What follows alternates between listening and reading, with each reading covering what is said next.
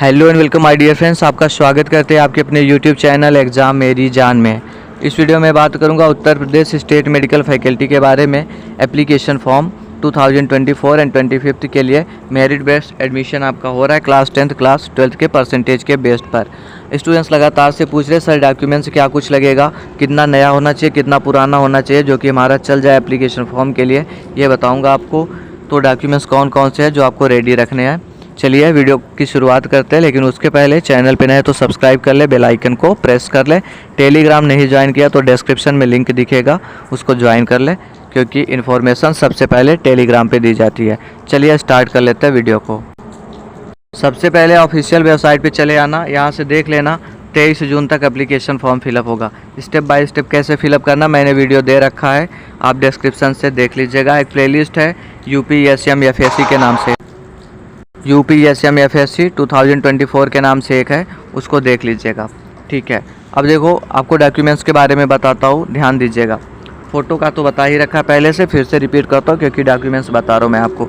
1 मार्च 2024 के बाद का होना चाहिए, कलर फ़ोटो होना चाहिए, और फ़ोटो का फॉर्मेट कुछ इस तरीके में होना चाहिए। कहाँ पे गया, कुछ इस तरीके में होना चाहिए। एक स्लेट लेना, उस पर अपना नाम लिख देना, जिस डेट में फ़ोटो शूट करा रहे हो वो डेट लिख देना।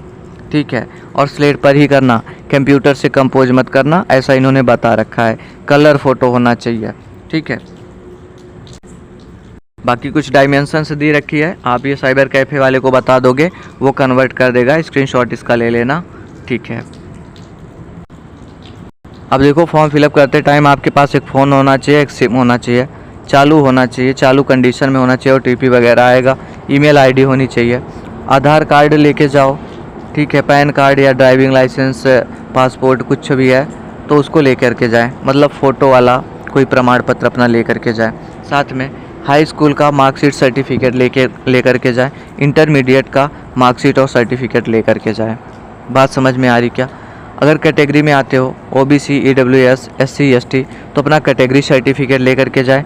सब कैटेगरी में आते हैं PH, FF, एक्स सर्विसमैन, तो अपना सब कैटेगरी का सर्टिफिकेट ज़रूर लेकर के जाएं। इतनी चीज़ें फॉर्म फिलअप करते टाइम लगेगी। थोड़ा जल्दी बोल दिया मुझे पता है, रिपीट करता हूँ, ध्यान दीजिएगा।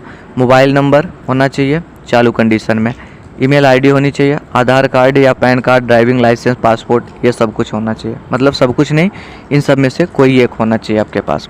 हाई स्कूल का मार्कशीट सर्टिफिकेट होना चाहिए। जो 2012 के बाद पास किए हुए यूपी बोर्ड से, उनको सर्टिफिकेट अलग से लाने की ज़रूरत नहीं है, उसके पहले सनद लगता था, अभी में नहीं लगता। ठीक है, तो marksheet certificate class high school और इंटरमीडिएट का ये होना चाहिए आपके पास। कैटेगरी में आते हो तो अपने कैटेगरी का सर्टिफिकेट ले लेना, सब कैटेगरी में आते हो तो सब कैटेगरी का सर्टिफिकेट ले लेना। अब देख लो सर्टिफिकेट कब का लगेगा। EWS और OBC कैटेगरी में अगर आप आते हैं, आपका सर्टिफिकेट जो है वो 1 अप्रैल 2024 के बाद का होना चाहिए। जो PH वाले बच्चे हैं, आपका कहाँ से सर्टिफिकेट अप्रूव्ड होना चाहिए, वो मुख्य चिकित्सा अधिकारी द्वारा या जिला चिकित्सालय के मुख्य अधीक्षक द्वारा होना चाहिए। ऐसा नहीं रहता है तो आपको रिजर्वेशन का लाभ नहीं मिलेगा, इसको ध्यान में रख लेना। ठीक है, आगे देख लेते हैं। सर्टिफिकेट से रिलेटेड एक और नोटिस थी, मतलब एक और छोटा सा पॉइंट दिया हुआ है। अगर SC में आते हो, ST में आते हो या फिर OBC में आते हो, आपका जो प्रमाण पत्र होना चाहिए वो पिता के आधार पे होना चाहिए, पति के आधार पे नहीं होना चाहिए।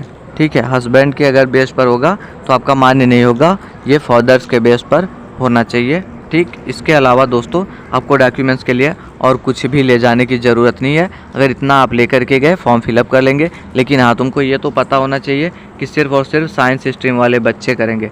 फिजिक्स, केमिस्ट्री, बायो जिसका रहा हो, या फिजिक्स, केमिस्ट्री, मैथमेटिक्स जिसका रहा हो क्लास 12th में, और जिसका एज 17 ईयर्स हो चुका हो। ठीक है, ये डिटेल थी। उम्मीद करता हूँ बातों को समझे होंगे। वीडियो हेल्पफुल रहा हो तो वीडियो को लाइक कर देना। कोई क्वेश्चन है तो कमेंट बॉक्स में कमेंट करना, रिप्लाई करने की कोशिश करूँगा। Thanks for watching this video.